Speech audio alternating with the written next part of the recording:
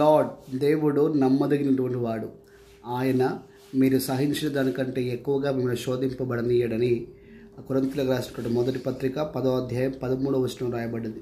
కాబట్టి ఆయన నమ్మదగినటువంటి వాడు అనేటువంటి విషయం మనకు తెలుసు. అంత మాత్రమే కాదు, మన విశ్వాసం ఎంత పరిమాణంలో మనం విశ్వాసం కలిగి ఉన్నామో కూడా మన గురించి ఆయన తెలుసుకుని ఉన్నాడని, లేదా భూత భవిష్యత్తు వర్తమాన కాలంలో ఆయన ఉన్నటువంటి వాడు అని వాక్యం చాలా స్పష్టంగా సెలవిస్తుంది.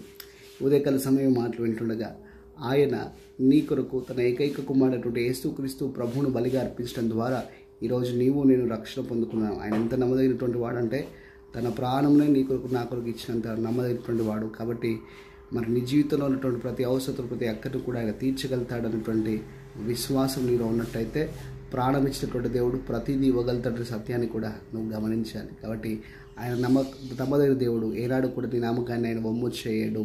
ఆమేన్.